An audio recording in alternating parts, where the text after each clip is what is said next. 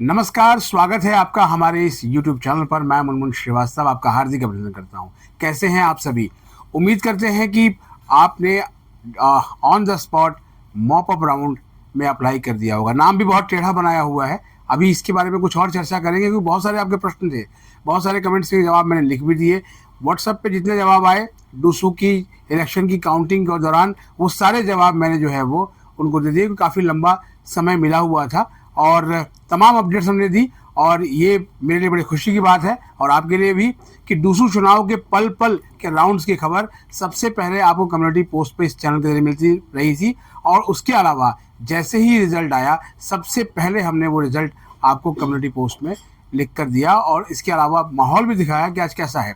लेकिन एक शिकायत है मेरी आपसे। शिकायत ये है कि ये जो चैनल है ये केवल सीयूटी या एडमिशन की अपडेट देने वाला चैनल नहीं है।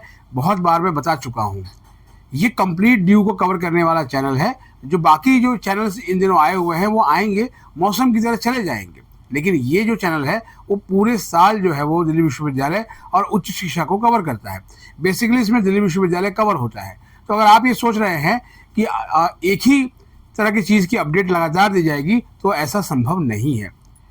स्पॉट मॉप अप राउंड महत्वपूर्ण है और आपको पता भी होगा कि ये स्पॉट मॉप अप राउंड सिर्फ इस चैनल के प्रयासों से ही आया है।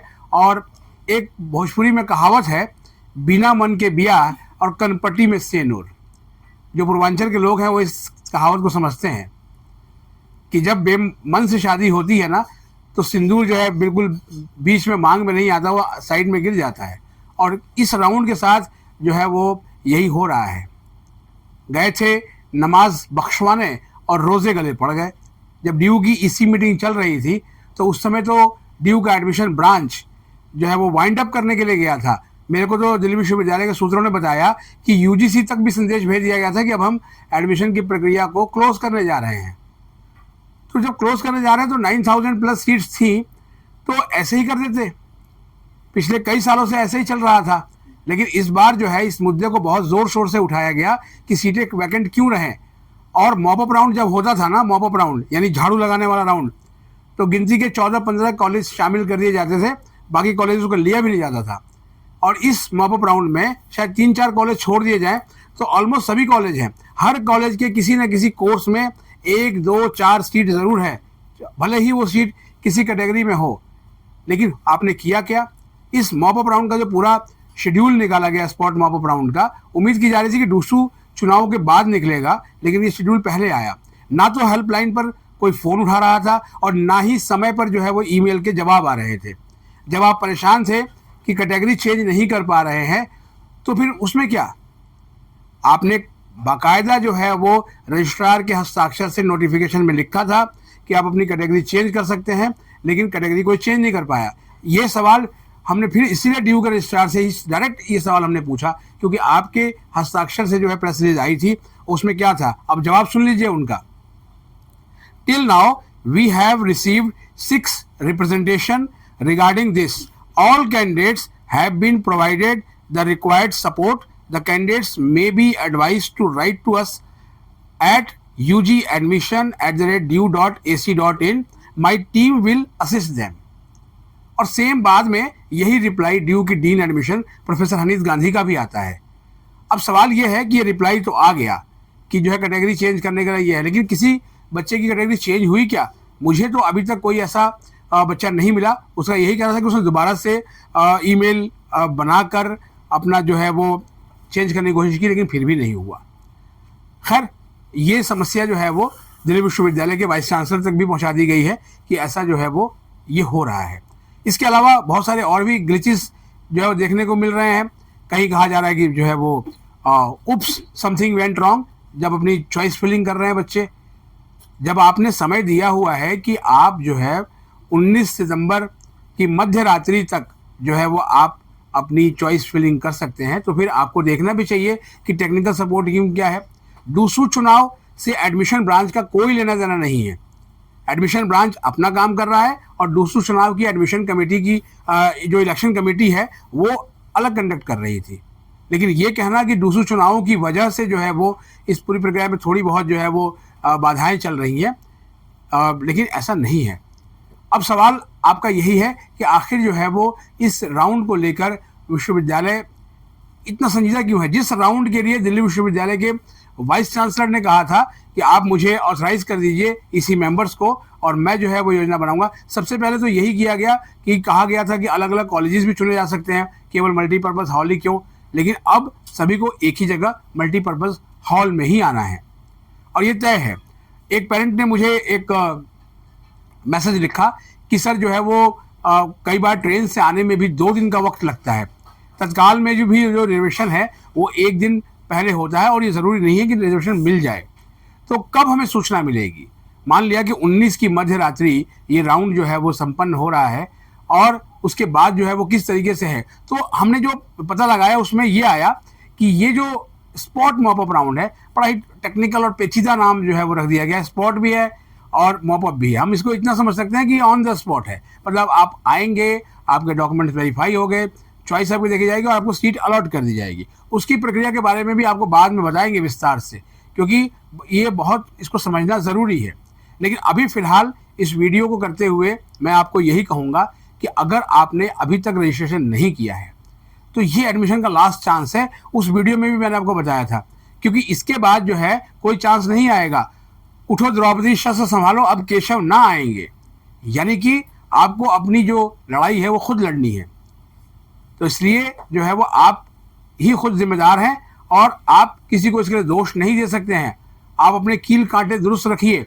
कील कांटे का मतलब है अपने डॉक्यूमेंट्स, अपने मार्कशीट, सर्टिफिकेट, अपने अपडेटेड कैटेगरी सर्टिफिकेट। अगर आपके पास अपडेटेड कैटेगरी सर्टिफिकेट होगा तो कोई भी आपका एडमिशन उस दिन जो है वो डिनाई नहीं कर सकता है।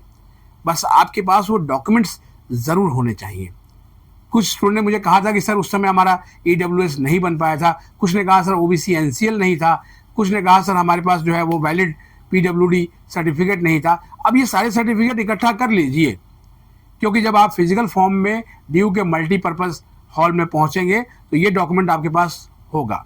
और जहां तक मुझे विश्वविद्यालय के सूत्रों ने बताया है कि मल्टीपर्पज़ हॉल में अलग अलग जो कॉलेजेस हैं वहाँ से 3 या 4 रिप्रेजेंटेटिव वहाँ होंगे जो आपके सर्टिफिकेट की जांच भी करेंगे और आपको ऑन द स्पॉट जो है वो सीट भी एलोकेट करेंगे। और आपको जो इनवाइट पहुंचेगा उसमें डेट और टाइम लिखा होगा और उसी डेट और टाइम पर आपको DU के मल्टीपर्पज़ हॉल में आना है। बस इतनी सिंपल सी व्यवस्था है। लेकिन रुकिए ज़रा, इसको इतना सिंपल समझने की भूल मत कीजिएगा। अगर आपको लगता है कि आप नकद पैसे लेके जाएंगे या कोई चेक लेके जाएंगे या DD बनवा लेंगे, तो ये आप गलत सोच रहे हैं। आपके उस बैंक अकाउंट में इतना सफिशिएंट अमाउंट होना चाहिए कि आप ऑन द स्पॉट जो है वो फीस पेमेंट कर सकें। और DU के कॉलेजेस की फ़ीस में डिस्पैरिटी बहुत है। कई जो कैंपस कॉलेजेस हैं, कैंपस नॉर्थ कैंपस या साउथ कैंपस की बात कर रहा हूँ, उनकी फ़ीस उन कॉलेजों के मुकाबले बहुत कम है जिन्हें आप ऑफ कैंपस कहते हैं। तो इसलिए एक सफिशिएंट अमाउंट जो है वो आपके अकाउंट में होना चाहिए। मान के चलिए आपका 30 से 35-36 हज़ार के आसपास आपके अकाउंट में होने चाहिए, डिपेंड अपॉन द कोर्स। और कुछ कोर्स तो ऐसे हैं जहाँ फीस इसमें भी इससे भी अधिक है, चाहे वो DU के स्कूल ऑफ जर्नलिज्म का 5 ईयर इंटीग्रेटेड कोर्स हो, क्योंकि उसमें भी बड़ी संख्या में सीटें खाली हैं। तो इसके लिए आप तैयारी कर लीजिए, क्योंकि DU इसको लेकर जो है वो बहुत संजीदा नहीं है। कह तो दिया गया, इसी मेंबर्स की बात रख ली गई, लेकिन जो है वो कोई पीछे से बैक एंड सपोर्ट सिस्टम नहीं है और इसीलिए जो है वो आप परेशान हो रहे हैं। एक और भी चीज़ था कि सर एकेडमिक्स के मार्क्स हमने कुछ ऊपर नीचे भर दिए तो क्या उससे कोई दिक्कत नहीं होगी। आपके मार्क्स जो है, आपका जो बेस्ट ऑफ 4 है वो फिर से कैलकुलेट किया जाएगा। आमतौर पर ह्यूमैनिटीज़ और सोशल साइंस में बेस्ट 4 लिया जाता है। साइंस के कोर्सेज में, लाइफ साइंस में PCB और फिजिकल साइंस में PCM के मार्क्स लिए जाते हैं। तो वहाँ पर सारे होंगे, तो इसको लेकर इतना ज़्यादा पैनिक होने की ज़रूरत नहीं है।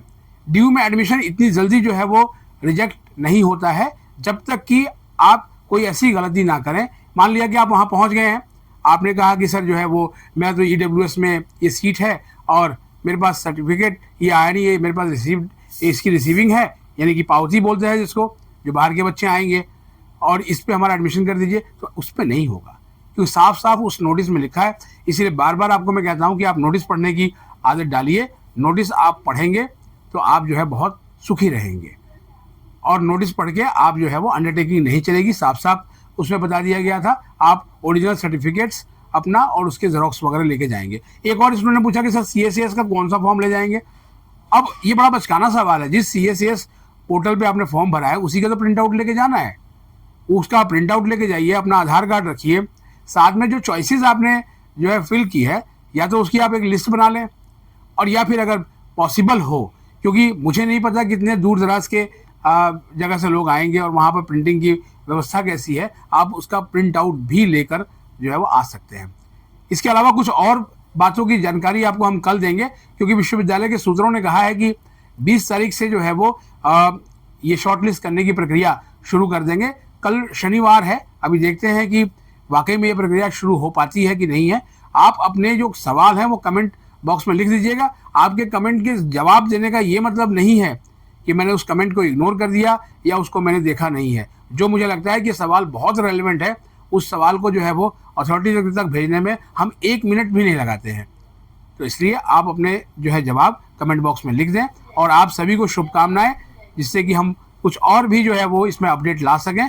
फिलहाल आज डूसू चुनाव के इलेक्शन का जो रिजल्ट है उसको कवर करने में बहुत ज़्यादा थकान हो गई है, फिर भी मैंने सोचा कि आपको जो है वो अपडेट दें, क्योंकि आपको लग रहा था कि शायद हम अपडेट नहीं दे रहे हैं। और कुछ जो ऐसे नॉन सीरियस जो व्यूअर हैं जो ये मानते हैं कि बस केवल इस चैनल पर एडमिशन की अपडेट देना ही एक काम है, तो बराए मेहरबानी जो है वो आप कोई और रास्ता देख सकते हैं।